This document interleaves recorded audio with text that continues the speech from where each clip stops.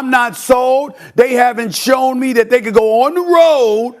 You're in Death Valley and win a game at LSU. I have no reason to believe that Alabama could win this game. So again, tonight, no. Now you win this weekend. Sure, you get in touch. But you got to win this weekend. Before this weekend against LSU, with 2 losses on your docket and one of them being the Vanderbilt, who you didn't lose to in 40 years, nah. It was bad, man. And I ain't giving you Roll Tide. Roll Tide. I ain't giving you a playoff berth.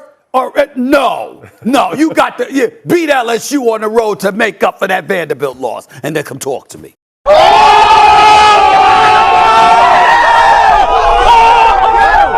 Whoa! Alabama getting criticized on national television? That's new. This is Sports Guy Talking that you guys are watching and listening to.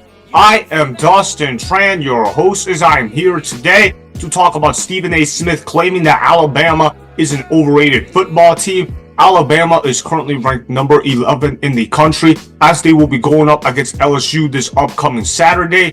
If Alabama loses to LSU, they will have 3 losses on the season, which means no college football playoff appearance. Before I say anything else, though, I want to present you guys with a topic question. So, here it is. Is Alabama being overrated by the committee right now? I'm going to say yes to that, because Alabama already has 2 losses to their name, yet they keep getting coverage like they are an undefeated team in college football. Oregon is undefeated right now, but you don't hear the mainstream media hyping up Oregon every single week, even though Oregon has continuously won football games week after week after week. But when you listen to the media talk about Alabama, you would think about them as if they're still the best team in college football. They've already got 2 losses to their name. They've already lost to Vanderbilt. They've already lost to Tennessee, and they could possibly lose against LSU. This Alabama football team is not as good compared to past seasons, and that is because Nick Saban retired from Alabama. Obviously, we know the greatness of Nick Saban at Alabama. I don't need to list the resume of Nick Saban at Alabama for you guys to realize how great he was, because what he did speaks for itself. The guy was able to win multiple national championships, and he was able to get Alabama ranked number 1 on a weekly basis, which is really impressive. The dominance Nick Saban displayed at Alabama was beyond impressive. But now they got Kalen DeBoer as the head coach at Alabama, and Kalen DeBoer, while he is a good head coach, he might not be a great head coach at Alabama, and he's already shown some flaws at Alabama. You remember the kid that threw a temper tantrum when they lost to Vanderbilt? Yeah, that was not a good look whatsoever. You think Nick Saban would have allowed that type of behavior from his players? Heck no, he wouldn't have. And obviously, you look at the situation Alabama has at the quarterback position,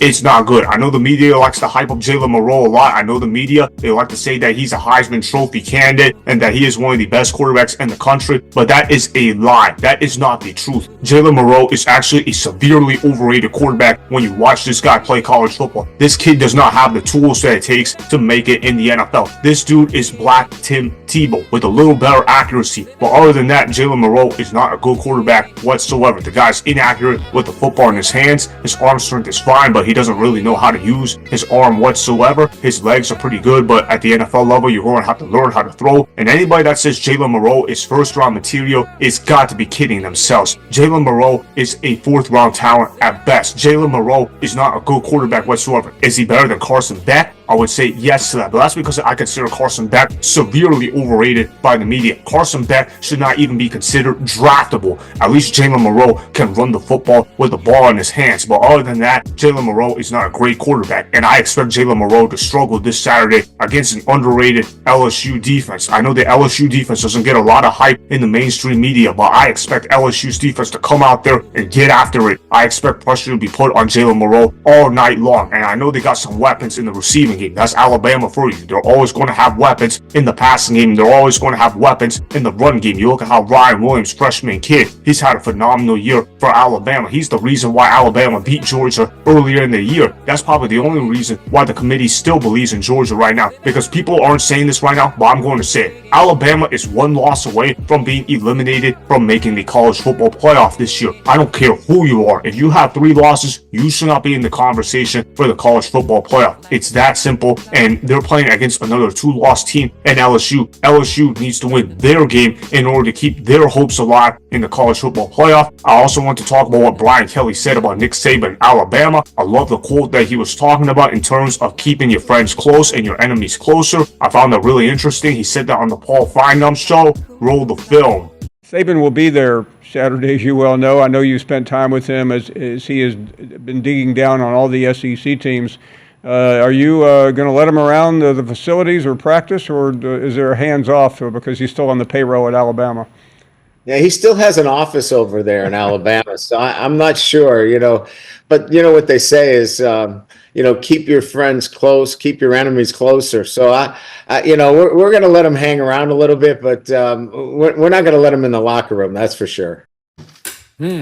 That was a pretty good quote made by Brian Kelly. Even though I don't really like Brian Kelly as a head coach, he does produce good results at LSU, and he has proven he can beat Alabama in the past if the players on his roster show up. He beat Alabama in year 1 when he was the head coach at LSU, which means Brian Kelly is capable of coaching at a high level. And I believe Brian Kelly is a better head coach than Kalen DeBoer. Kalen DeBoer is not that great of a head coach. I know that he's had recent success, especially when he was at Washington, but this is a whole different animal. It's a whole different pressure dealing with Alabama compared to Washington, and I expect Alabama to come out flat. Alabama has come out flat during the road games this year. It's one of the main reasons why they have 2 losses. That's how you lose to a team like Vanderbilt. That's how you lose to Tennessee on the road, even though Tennessee, I think, in my opinion, is pretty fraudulent as well, and therefore they're going to come out flat against LSU as well. I expect LSU to get a lead on Alabama pretty early in the game, and they should be able to maintain the lead. Do I think Alabama can bounce back from trailing early? Absolutely. While I know LSU's offense is pretty good as well, they've got the receivers, they've got the running game. Their quarterback is pretty solid in its own right. Am I saying that guy's first-round material or even day 2 material? No, but do I think that guy could possibly become a decent NFL quarterback if the NFL gives him time to develop? Absolutely. I believe LSU's quarterback is going to outplay Jalen Milroe in this ball game. I think it's going to be a 1-score game. It's going to come down to the wire. You know how these rivalry games go. Blowouts rarely happen in rivalry games, and especially with this game being at LSU, don't be surprised if this game goes to overtime. I'm not saying it's going to go to overtime, but don't be surprised if we're having these type of conversations. Ultimately, though, I think the score is going to be something along the lines of 27-24 LSU. I believe LSU is going to eke out a last-second win. Maybe it's going to take a game-winning drive by LSU, but they're going to get the job done. It's going to be an instant classic for the ages, and I believe this loss is going to get Alabama eliminated from making the college football playoff this year. I thought Stephen A. Smith was absolutely right when he was reacting to Alabama being ranked in the top 12. He believes Alabama should not even be in the conversation to be in the top 12. I absolutely agree with Stephen A. Smith. Alabama already has 2 losses to their name. They're not playing that good whatsoever. They don't really have a lot of high quality wins outside of beating Georgia. Alabama would probably be ranked around 15th if I was the one deciding where Alabama should be ranked. But hey, we have a chance to see how the game is going to play out on Saturday. They obviously got to go out there and beat LSU. It's going to be a tough game, but I believe LSU is going to come out victorious in this ball game. So that is why Alabama is being overrated by the committee, as they are definitely not worthy of being ranked number 11 in the country. Remember, go ahead and subscribe to Sports Guy Talking,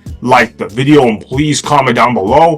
If you guys do that, I may shout you guys out in my Instagram story every Monday. That will be for the @DustinAsTran Instagram account. Make sure to follow me on Instagram @DustinAsTran, and that's Sports Guy Talking. Also, go follow me on Twitter @DustinAsTran. Again, go ahead and do those things that I just told you guys to go do. Hopefully, you guys enjoyed the content that was just produced. Peace out. I hope you enjoyed that video. Want more Sports Guy Talking, the home of great sports content? Make sure you click that subscribe button to get the latest from Sports Guy Talking. Go ahead and like the video, comment down below, check the description box on the video in order to follow my Instagram and Twitter. Also, be sure to check out more of the best clips from the YouTube channel Sports Guy Talking.